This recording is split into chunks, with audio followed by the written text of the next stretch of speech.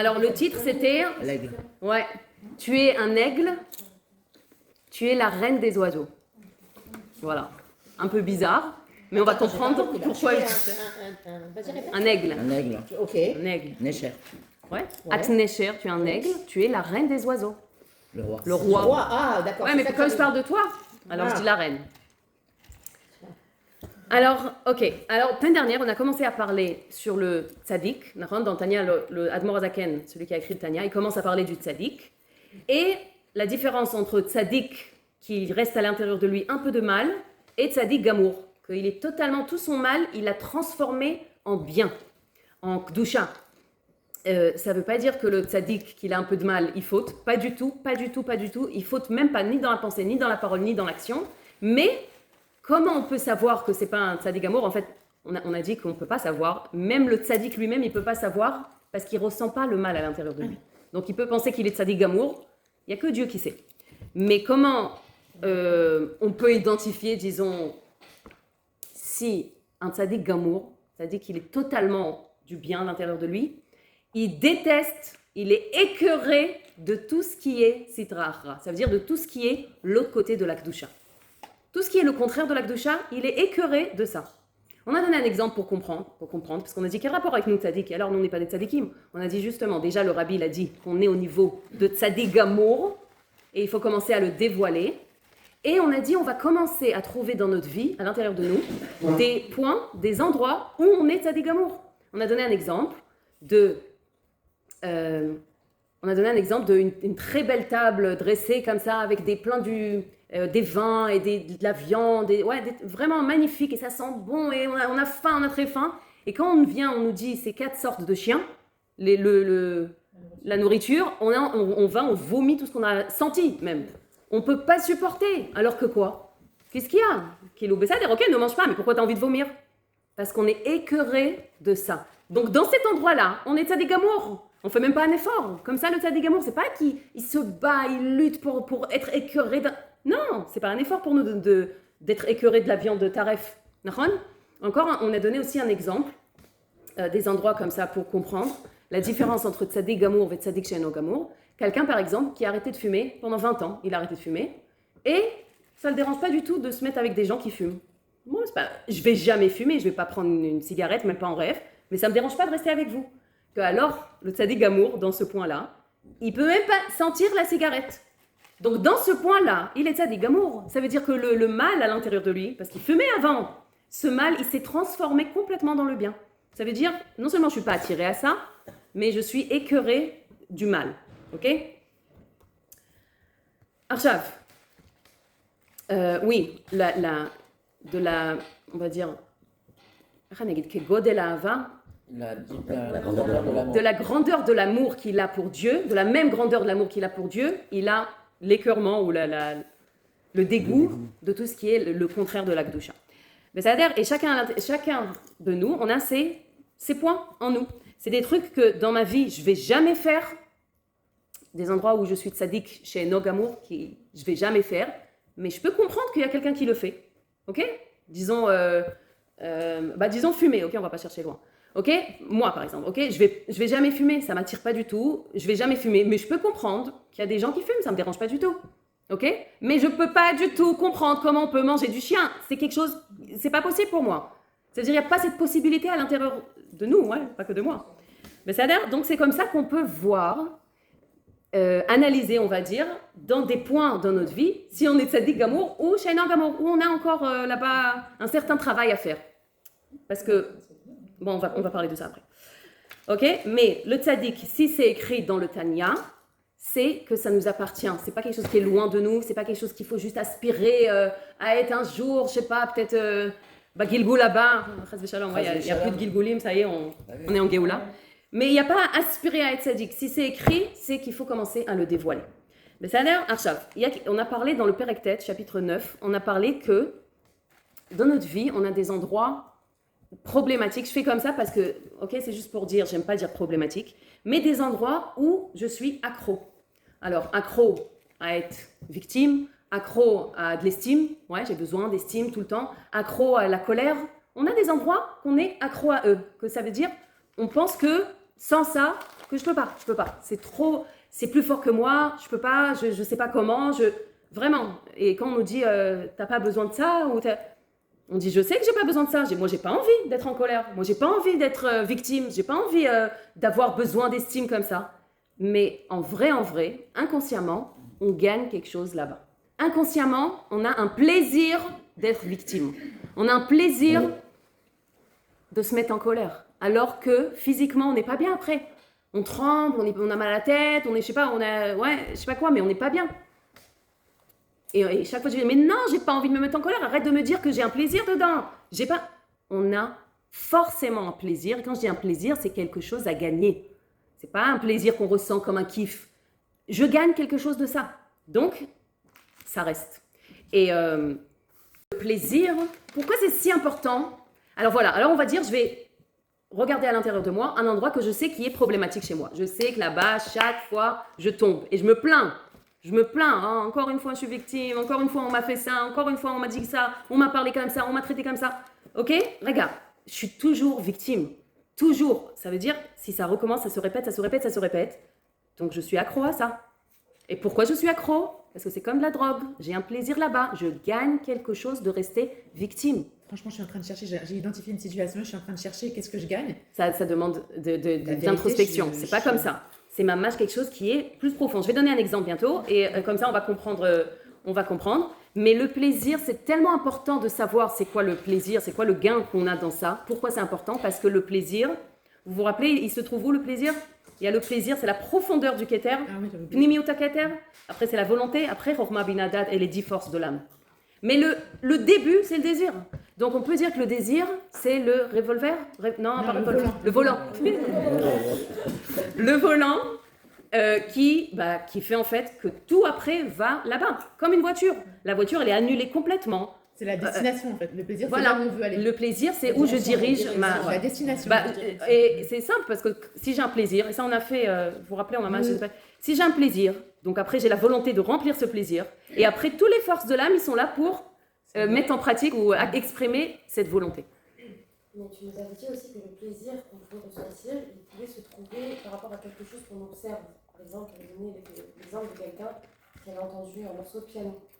Et oui, piano, là, bien sûr. Ça lui avait donné, mais c'est quelqu'un d'autre qui lui a donné l'envie. Est-ce que par exemple ce plaisir-là, ça pourrait pas être aussi une forme d'habitude ou de... En général, c'est l'habitude de la petite fille à l'intérieur de moi. L'habitude du ego, l'habitude de l'âme animale, c'est en fait le petit, la petite. Ah oui. Depuis petit, on a interprété une situation d'une certaine façon. Et après toute notre vie, on a dit, ah voilà, encore une fois, par exemple, la petite, elle s'est dit, il faut que tu fasses attention à toi, parce qu'on veut ton mal.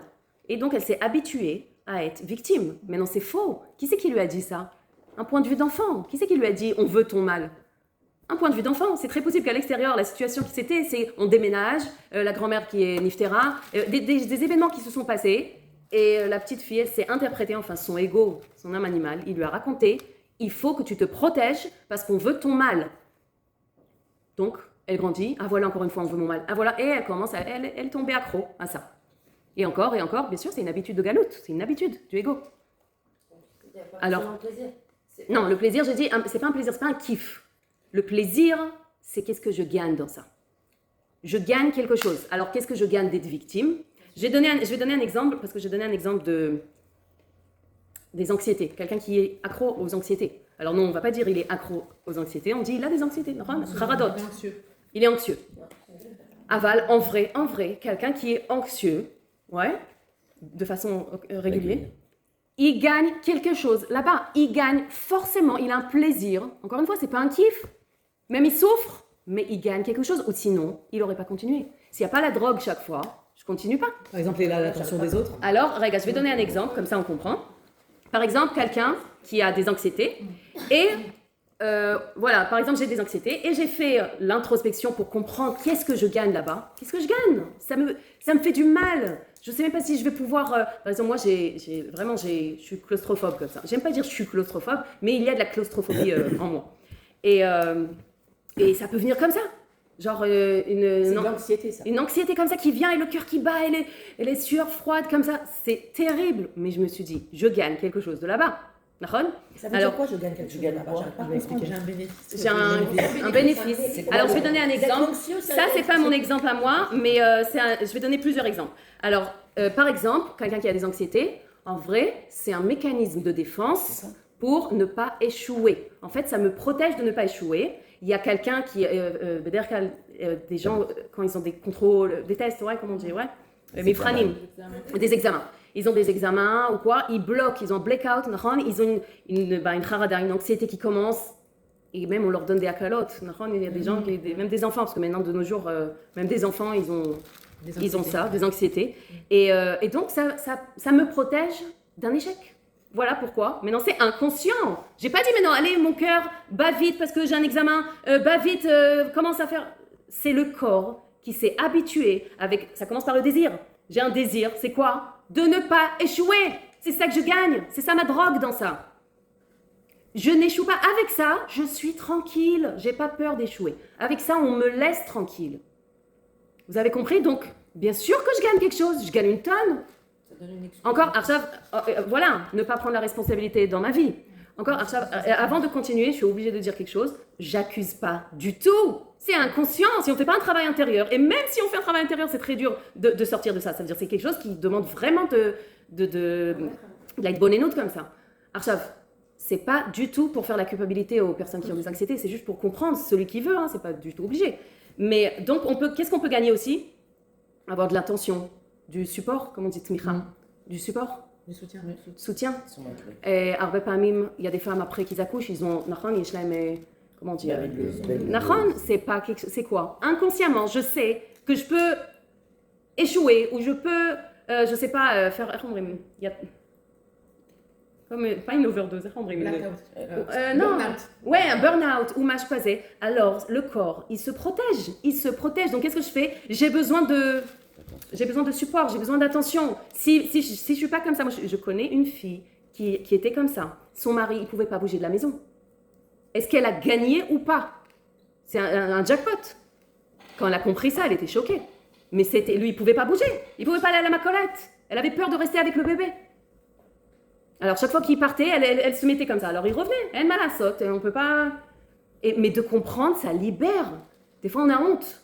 Mais le but, c'est de se libérer de ça, justement. Alors, qu'est-ce que ça peut être encore? Ça peut être aussi, ça me protège des émotions plus dures que je sais que je pourrais pas, enfin que je pense que je pourrais pas affronter. Alors, j'ai l'anxiété, pour ne pas sentir, par exemple, une peine, ou une colère, ou une inquiétude, ou du stress. Alors, j'ai l'anxiété, ça me protège. Mais non, c'est une souffrance aussi, l'anxiété. Ah, bah, ça, je connais. Avec ça, je sais affronter. L'autre truc, je pourrais pas. Alors, qu'est-ce qu'il faut faire? Alors, qu'est-ce qu'on fait? Ok, j'ai identifié c'est quoi le plaisir. C'est pas obligé de regarder tout le temps. J'ai de la peine que je t'ai dit ça. Mais non. C'était trop mignon, j'ai de la peine. C'est comme ma fille, des fois, je lui dis, Shabbat, je lui dis, fais-moi rappeler le matin qu'il faut sortir un truc. Elle peut plus dormir après le matin, elle se réveille, elle dit, pourquoi elle m'a dit ça? La pauvre. Oui, alors comment faire? Quoi faire? Alors on a un peu parlé de ça, mais quand même je reprends parce que c'est en rapport avec notre cours. On identifie d'abord c'est quoi qu'on gagne, c'est quoi notre plaisir problématique, parce que c'est un plaisir problématique de penser je veux pas échouer alors je... Est-ce que ça, ce dont tu parles là, où on est accro, est-ce que c'est quelque chose qu'on a seul ou quand on est en interaction avec les autres? Bah, échouer, c'est... Non, parce que... Échouer, c'est seul, mais c'est toujours au regard des autres. Si j'étais seule dans une île, je me fiche d'échouer. Donc, c'est genre moi... Tu serais quand même anxieuse. Ça, j'arrive pas. Peut-être pas, non, peut-être pas. Bah, parce que j'ai rien à gagner là-bas. J'ai rien à... Voilà. En général, le ego, c'est par rapport aux yeux des autres. C'est comme ça qu'il fonctionne. C'est genre à l'intérieur de nous, mais en vrai, c'est toujours par rapport au regard. Alors, ok, alors qu'est-ce qu'il faut faire? J'identifie mon plaisir problématique. Enfin, le plaisir, là, on va dire, animal, du ego que j'ai. Et on va le diriger, on va le bouger vers un plaisir positif, sain, divin. Ok? Je vais donner des exemples, comme ça on comprend. Mais, par exemple, dans ça, dans l'anxiété, c'est quoi? Quel plaisir? Comment je peux bouger ça vers un plaisir divin? Qu'est-ce que vous pensez? Anxiété. Mon plaisir là, c'est ne pas échouer. Regardez, c'est quoi? Qu'est-ce qui peut être le contraire de cette peur d'échouer? Être persuadé que tu vas réussir. Être persuadé, mais si on veut le faire plus divin. Mais persuadé que tu Être échoues, persuadé que tu qu'Hachem, il réussis, va c'est faire Hachem. Exactement. Quoi qu'il arrive, c'est Le Hachem. bitachon, L'échec l'échec ou la réussite, C'est c'est ça. Hachem. Le bitachon b'Hachem, que moi je fais ce que je peux, moi je fais ce qui est dans mon pouvoir. Les résultats, c'est pas Dieu. dans le temps. Échouer, pas échouer, ok? C'est Dieu. Donc le plaisir du bitachon b'Hachem, c'est un vrai plaisir. Wow. Quand on le ressent, c'est là, Tu sais que t'as ça raison. protège, mais encore plus. C'est un truc de fou, t'as raison. C'est vrai? Wow. Qu'est-ce que tu dis? Pourquoi tu dis ça? Tu me partageais? Parce que c'est un truc que je ressens. Mais pas que j'ai mis dans les Ouais, mots. ouais. Et Je donc connais c'est ça. vrai que moi je suis une personne qui n'est pas du tout anxieuse. Ouais. Mais maintenant je sais pourquoi.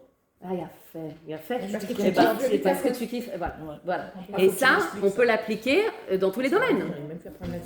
Moi, je dois être concentrée sur ma shlichut dans le monde. Voilà. D'accord? Voilà. Moi, je suis concentrée sur ma shlichut. Maintenant, qu'est-ce que je vais voir devant moi? Les résultats. Qu'est-ce que je vais voir? Des fois, ça va être des échecs. Des fois, ça va être des réussites. Mais moi, j'interprète ça comme un échec. Des fois, 5 ans après, je vois que c'était une réussite. Moi, je me dis, Bémet, il y a, je sais pas combien, il y a 4 ans, on allait prendre un local au Canyon Naimi. Il y a quelqu'un qui nous a mis des bâtons dans les roues, ok, on va dire ça comme ça. Et ça nous a tout annulé. Pourtant, on a fait une campagne, on a ramassé de l'argent et tout ça. C'était genre vraiment, on s'est dit, mais c'est le rêve là-bas, c'est exactement ce qu'il nous faut. Et c'est tombé à l'eau. Et on s'est dit, mais combien on peut? On a dit au rabbi, mais stop, combien? On peut pas, ça fait 10 ans qu'on est là. Bon, ça faisait moi, mais peu importe, ça faisait longtemps encore. Comme 10 ans, quoi. Ouais, combien on peut? Et au jour d'aujourd'hui, qu'on a ce local, je me dis, Hachem, si on était à Canyon Naimi, mais quel rapport? Quel rapport? C'est pas du tout la même shlichut, c'est pas du tout le même. Donc, des années après, on voit que l'échec, c'est une réussite. Des fois, il faut de la patience. Mais il faut pas interpréter ça Oui, comme. mais si t'avais la Emouna, quand on t'a mis les bâtons néo que c'est tombé à l'eau, Ok. tu te serais dit, bon bah, Oui, mais c'est ce qu'on s'est dit finalement. On n'est pas resté embrassera, pas du tout. On s'est dit, écoute, au début, on était dégoûtés. Mais après, on s'est dit, c'est pas pour nous. colle est tombée. Nahon.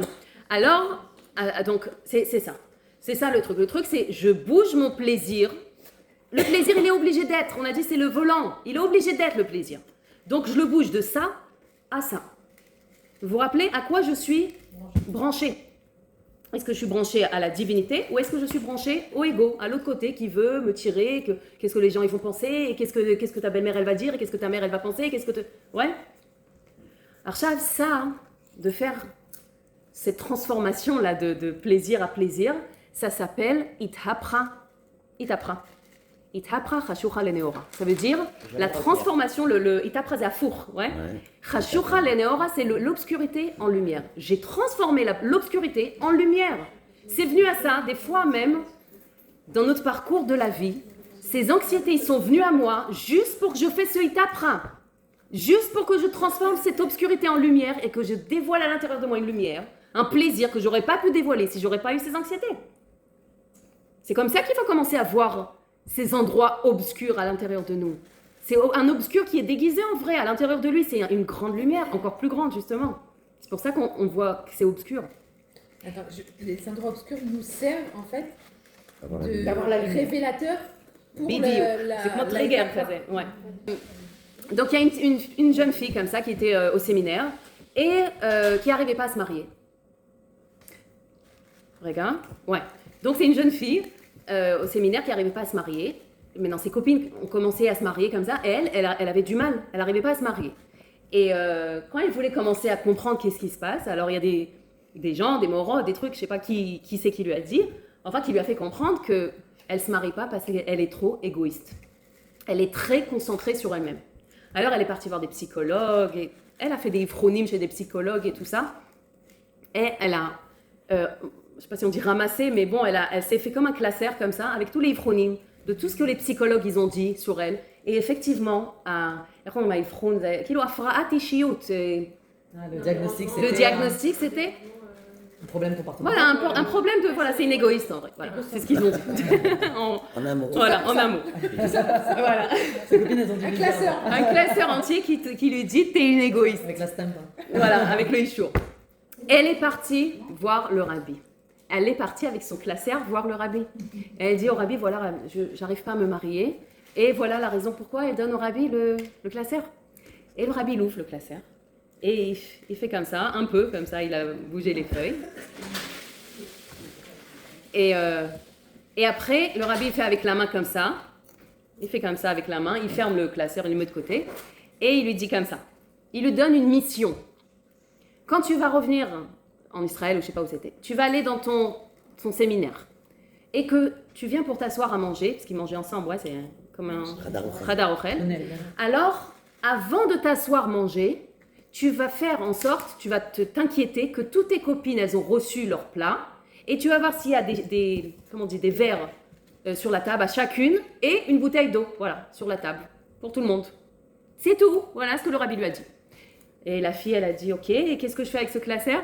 Et le rabbi, il a dit, si ça dépendait de moi, moi je l'aurais jeté. Comme ça, le rabbi lui a dit. Elle est retournée dans son séminaire, et elle a fait comme le rabbi lui a dit. Elle a fait attention comme ça pendant quelques mois, et elle s'est mariée. Maintenant, qu'est-ce qui s'est passé dans cette histoire? Du côté de notre nature, notre ego, ouais. Alors, le plus facile pour nous, c'est de bloquer sur les endroits négatifs à l'intérieur de nous. On est les professionnels à faire ça. Mais tu sais, c'est vraiment les championnes. Maintenant, les autres, ils n'ont pas le droit de nous dire, ouais. Mais nous, on peut dire. On nous juge, mais d'une façon géniale, ouais. Ça veut dire, on bloque dans les endroits obscurs à l'intérieur de nous. Surtout s'il y a un tampon d'un Ivroun ou quoi, ouais, moi je suis TTH, DDC, PPC, je sais pas quoi. Ouais, et le rabbi, il voit pas ça en elle. Le rabbi, il lui dit, t'es pas une égoïste. Moi, ce que je vois, là devant moi, je vois une âme divine, pure, merveilleuse, qui veut juste illuminer le monde avec son chesed et son aide qu'elle peut donner autour d'elle. C'est ce que je vois, moi, je sais pas quoi te dire. Ça veut dire le rabbi, il voit, c'est même pas son potentiel, c'est même pas un potentiel. Il la voit véritablement, son essence. Ça veut dire, et c'est même pas que le rabbi lui a rajouté quelque chose. Non, il a juste aidé à le dévoiler ça et à l'amener en pratique, c'est tout. Et à l'exprimer. Moi, quand j'ai entendu cette histoire, je me suis dit que même quand le rabbi l'a fait, parce qu'on sait que chaque mouvement du rabbi, c'est un mouvement qui est expressif, qui agit dans le monde spirituellement.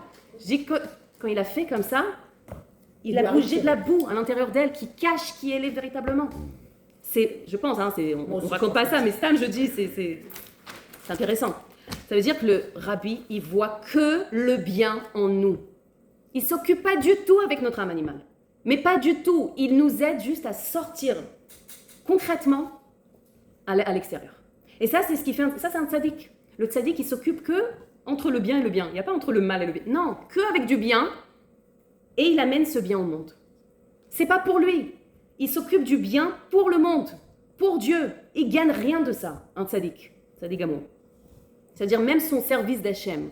Même, vous vous rappelez, la semaine dernière, j'ai raconté une histoire un petit mot comme ça d'un chassid qui a dit si on aurait connu le plaisir divin, on aurait laissé tous les plaisirs de ce monde et on aurait couru vers le plaisir de la divinité.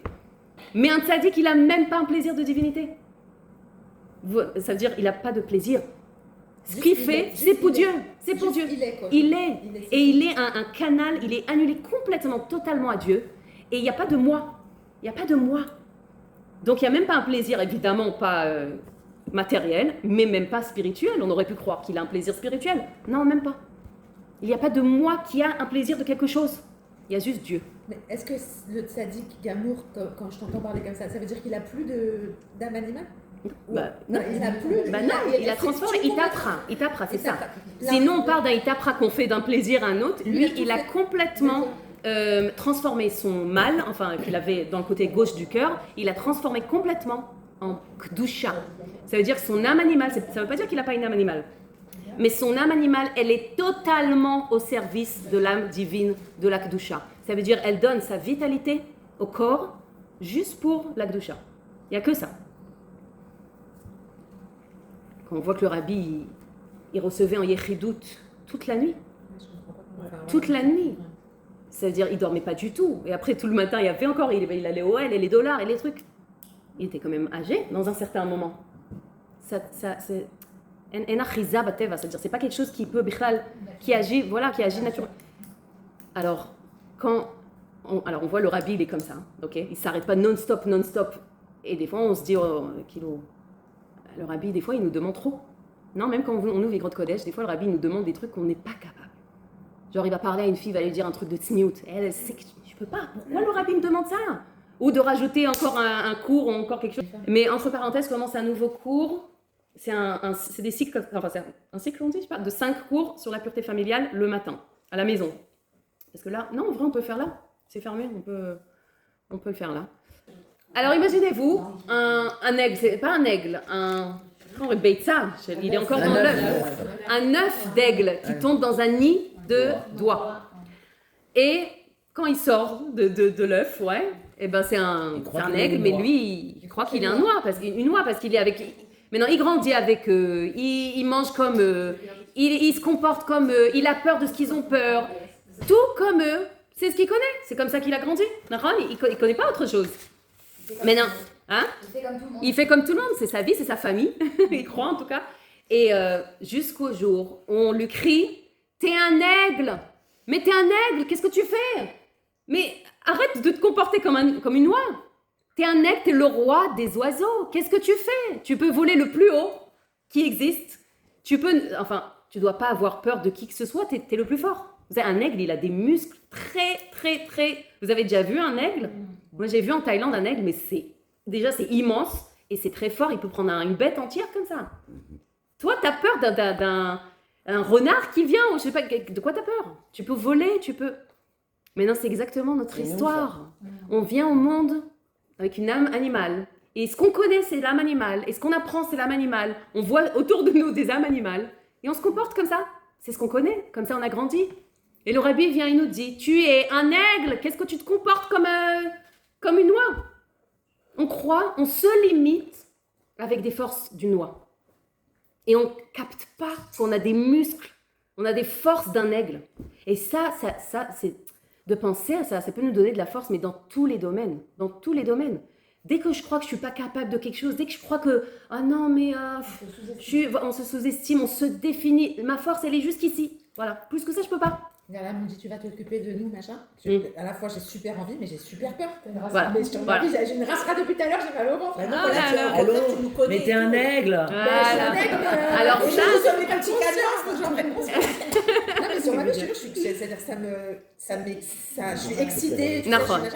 Alors, le rabbi nous dit, arrête d'avoir peur. Tes forces, ils sont tellement grands. Ça veut dire, on n'a même pas commencé à utiliser nos forces. On n'a pas commencé, même tout ce qu'on fait de folie, des trucs bien, on n'a même pas encore commencé à utiliser les forces de l'âme divine. Parce qu'on se limite. On se limite. Et que ici, l'aigle, il était que ici. Mais est-ce que c'est pas un manque d'ambition aussi? C'est pas un manque d'ambition de Gdoucha? L'ambition que de Gdoucha, bien sûr. Bien sûr. Parce que l'ambition de Galout, c'est pas de ça. Nachon. D'accord? Ça veut dire, pourquoi le rabbi nous demande encore et encore et encore? Parce que lui, il voit pas une oie devant lui. Lui, il voit un aigle. Chacun qui passe devant lui, c'est un aigle avec des pouvoirs inimaginables. Donc, qu'est-ce que tu fais que ça? Il y a le Rav Radakov, c'est un des secrétaires du rabbi, qui faisait, mais si je vous détaille tout ce qu'il faisait dans la journée, des trucs incroyables, c'est pas possible qu'une personne, elle fait tout ça. Il était responsable sur plein de trucs, sur plein de centres, sur plein dans l'éducation, et une tonne de trucs. Et il est venu chez le rabbi parce qu'il en pouvait plus. Il a dit, rabbi, j'en peux plus, il faut que j'enlève un truc, je sais plus où mettre ma tête. Le rabbi l'a regardé, il a dit, on demande de quelqu'un qui soit responsable et voilà. Et il l'a envoyé à faire encore quelque chose.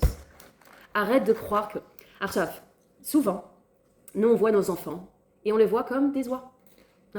On les voit comme des oies. Mazatomeret, avec des forces de oies, parce qu'ils nous montrent qu'ils ont des forces. Doigts. C'est quoi des oies? Non, c'est quoi? Il n'y a pas de mot. Des oies et doigts.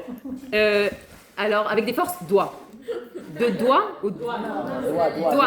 C'est ensemble. De canard. Ouais, pourquoi des doigts? Non, parce que le rabbi l'a dit. Il a dit ça, c'est pour ça que j'ai dit. Mais maintenant, je dis canard, d'accord? Alors, il nous montre qu'ils ont des forces limitées. Il nous montre qu'ils ne sont pas capables, qu'ils ont peur, qui vont après des autres canards, qui font des bêtises, ouais. Ça veut dire, ok, non, et qui ne peuvent pas sortir de là-bas.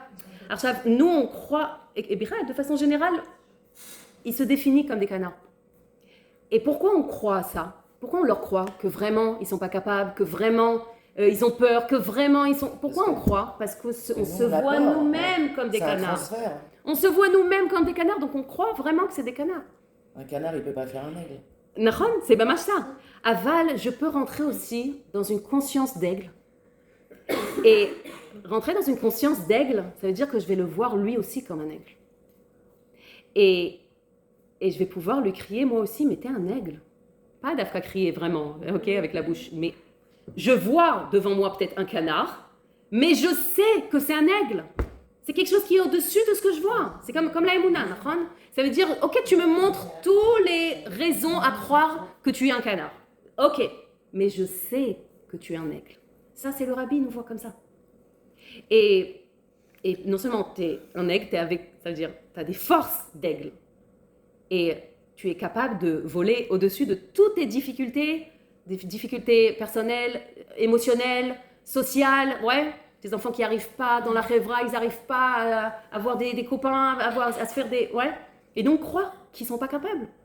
On croit, ils manquent de confiance en soi, ils manquent de... Ouais, encore, on a un classeur avec tout dans ce classeur. Donc, qu'est-ce qu'il dit le rabbi? Si ça dépend de moi, je jette ce classeur. Parce que tu es un aigle. Voilà ce qu'il nous dit le rabbi. Alors, Arshav, je crois qu'on va s'arrêter là, d'accord? Parce qu'on continue... J'ai pas envie de rentrer, c'est un nouveau sujet maintenant. Alors...